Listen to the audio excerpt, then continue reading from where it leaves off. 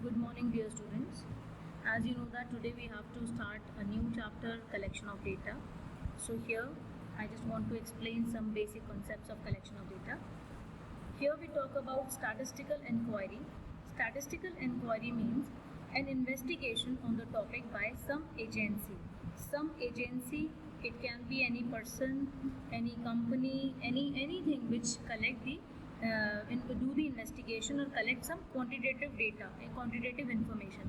Mind it, here we only talk about the quantitative, not qualitative. So some of the sources of the collection of data are internal sources as well as external sources. Internal sources means कि हमें अगर कोई organisation ने कोई भी data collect करना है तो उसने क्या किया, अपने ही रिपोर्ट्स और रिकॉर्ड्स में से कोई भी डेटा कलेक्ट कर लिया. दैट मीन्स अपनी ही कंपनी के अंदर से. When we talk about external sources मतलब बाहर से हम डेटा कलेक्ट करके ला रहे हैं. It is further divided into two parts, primary data and secondary data. Now it is very important to understand what is primary data. Primary data, the data which is originally collected by the investigator for the first time, सबसे पहली बार collect किया गया हो, इसको first hand data भी कहते हैं. कि अभी हम लोगों ने कलेक्ट किया है और फर्स्ट टाइम कलेक्ट किया. इसको ऑलरेडी किसी ने कलेक्ट करके नहीं रखा हुआ था किसी भी पर्पज़ के लिए, हमने कलेक्ट किया, फर्स्ट टाइम कलेक्ट किया. सेकेंडरी डेटा क्या है? Secondary data is the thing when we talk about कि वो डेटा ऑलरेडी किसी ने कलेक्ट किया था अपने काम के लिए, ऑलरेडी पब्लिश्ड था या अनपब्लिश्ड था. ऑलरेडी जैसे सपोज किसी ने पब्लिश्ड की हम बात करें, कोई न्यूज़पेपर या जर्नल्स में, या किसी ने पीएचडी किया है, अपना रिसर्च वर्क किया, उसने पब्लिश कराया, या कोई रिसर्च वर्क अभी कर रहा है, अधूरा है, उसने अनपब्लिश किया लेकिन उसने एक आर्टिकल बना दिया.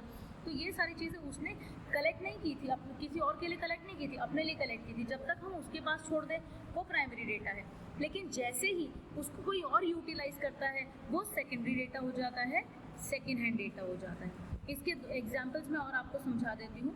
फर्स्ट हैंड डेटा का एग्जाम्पल तुम कह सकते हो, से सपोज मैं तुम्हारी क्लास में आई and I asked all the students to just give me the details of your height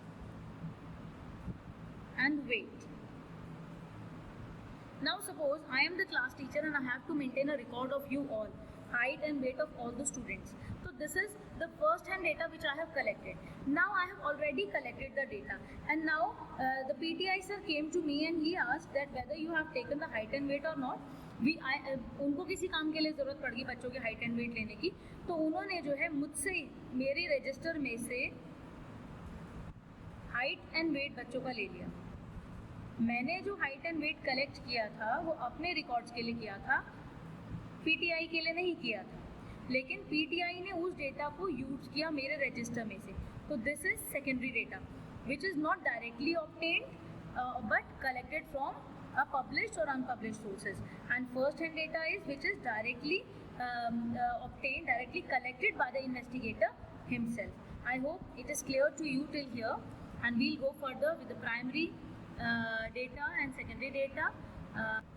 So here now we'll come to the collection of data, methods of collecting primary data. तो सबसे पहले हम लोग समझेंगे कि primary data किस तरह से कलेक्ट किया जाएगा. प्राइमरी डेटा कलेक्ट करने के हमारे पास मेथड्स होते हैं. Number 1 direct personal investigation, number 2 indirect oral investigation, number 3 information from correspondents, number 4 telephonic interviews, number 5 mailed questionnaire method, and number 6 questionnaires filled by enumerators. So इनको हम एक एक करके एक शॉर्ट में पढ़ते हैं, बाद में इसके मेरिट्स और डीमेरिट्स जो हैं हम लोग डेप्थ में पढ़ेंगे. डायरेक्ट पर्सनल इन्वेस्टिगेशन क्या होता है कि जब इन्वेस्टिगेटर जो है जिससे डेटा कलेक्ट करना है डायरेक्टली उसके पास चला जाता है. जैसे सपोज अगर मुझे क्लास 11th का कोई क्लास 11th के किसी स्टूडेंट का डेटा पता करना है, मैं डायरेक्टली उस स्टूडेंट के पास गई और उस स्टूडेंट से बोल दिया बेटा मुझे अपने फादर का नंबर दे दो, फादर का नेम दे दो, एड्रेस दे दो, डायरेक्टली उस बंदे से ले लिया. तो this is what called is direct personal investigation. Second is indirect oral investigation. Indirect means I approach the third party, मतलब मैं क्लास के उसके किसी फ्रेंड के पास चलेगी कि बेटा मुझे जो है वो अपने फ्रेंड का नंबर दे दो, मुझे उसके फादर का नंबर चाहिए या उसका एड्रेस है या कोई भी है, आपके किसी फ्रेंड से डेटा कलेक्ट कर लिया. अब यहाँ पे क्वेश्चन आता है कि ये तो हमने डायरेक्टली कलेक्ट नहीं किया है, तो किसी और से लिया, तो ये तो हमारा सेकेंडरी डेटा होना चाहिए. नहीं, ये जो डेटा हमने कलेक्ट किया, ये जो फ़ोन नंबर मैंने कलेक्ट किया, तो ये मैंने अपने पर्सनल काम के लिए कलेक्ट किया, अपने फर्स्ट टाइम के काम के लिए कलेक्ट किया। और उसने भी मेरे लिए ही कलेक्ट करके मुझे दिया। जिस पर्सन से मैंने पूछा उसने मेरे लिए कलेक्ट करके मुझे दिया। तो ये क्या है? Investigator approaches the third party investigator in indirect oral investigation. This is also the part of primary data.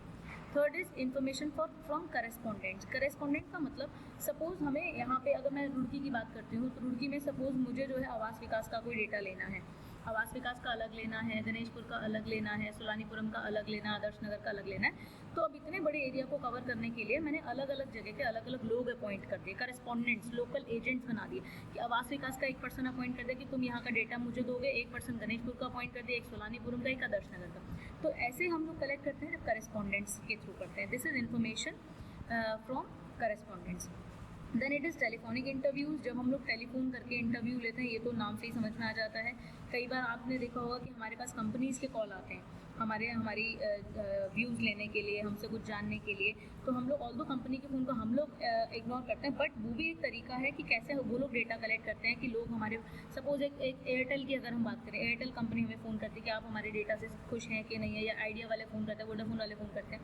तो ये है डेटा इंटरव्यू, जो हम लोग टेलीफोनिक इंटरव्यू से हम लोग डेटा कलेक्ट करते हैं। फिर आ जाता है mailed questionnaire method. Mailed questionnaire method के अंदर हमारा क्या है? क्वेश्चनर, एक क्वेश्चनर बना दिया जाता है। क्वेश्चनर मीन्स एक तरह का एक फॉर्म बना दिया जाता है और लोगों को मेल कर दिया जाता है। और उस फॉर्म के अंदर हम लोग क्या करते हैं, जो भी डेटा हमको चाहिए, जो भी हमारी इंक्वायरी है, उससे रिगार्डिंग हम लोग क्वेश्चंस जो है वो फॉर्म करते हैं, like name, your contact number, whether you are satisfied with this, which network you are using. ये एक एग्जाम्पल दे रही हूँ नेटवर्क का। तो इसमें कोई भी जो भी हमको डेटा कलेक्ट करना है उस रिगार्डिंग हम लोग क्वेश्चनर तैयार करते हैं और लोगों को मेल करते हैं, इसीलिए इसको बोल देते हैं मेल्ड क्वेश्चनर। यहाँ पे हमने मेल किया। इसमें भी मेरिट्स और डीमेरिट्स बहुत सारे रहते हैं, कुछ लोग जवाब देते हैं, कुछ लोग नहीं जवाब देते, कुछ को समझ में आता है, कुछ को नहीं समझ में आता। तो इसके मेरिट्स और डीमेरिट्स इन सबके हम आगे पढ़ेंगे। फिर लास्ट हमारा मेथड है questioners filled by enumerators. Enumerator कौन होते हैं? एक तरह के हमारे आप कह सकते हो हमारे जो डेटा कलेक्ट करते हैं उनको एन्यूमरेटर बोला जाता है। इनको ट्रेनिंग दी जाती है किस तरह से डेटा कलेक्ट किया जाए। They form a questionnaire, they form a form, एक फॉर्म बनाते हैं, क्वेश्चनर तैयार करते हैं। And they themselves go personally to person वो खुद जाते हैं। And they ask the questions in their own languages, they collect the answers and they write those answers in their own languages। मतलब क्वेश्चनर के अंदर जो भी क्वेश्चंस होते हैं उसको सामने वाले को समझाते हैं और एन्यूमरेटर अपनी लैंग्वेज में उसको उनके रिप्लाईज को नोट डाउन करता चलता है। तो ये भी एक तरीका होता है प्राइमरी डेटा कलेक्ट करने का। सो डियर स्टूडेंट्स, यहाँ तक जो है प्राइमरी डेटा कैसे कलेक्ट होता है, कितने मेथड्स हैं, ये हमारा टॉपिक कंप्लीट होता है। आगे एक एक करके हम, वैसे तो मैंने समझा दिया, बट हाँ, इनके मेरिट्स और डीमेरिट्स हम लोग अपने नेक्स्ट वीडियो में पढ़ेंगे और उसके बाद सेकेंडरी डेटा कैसे कलेक्ट होता है वो हम लोग देखेंगे। Till then, good bye, all the best, God bless you all.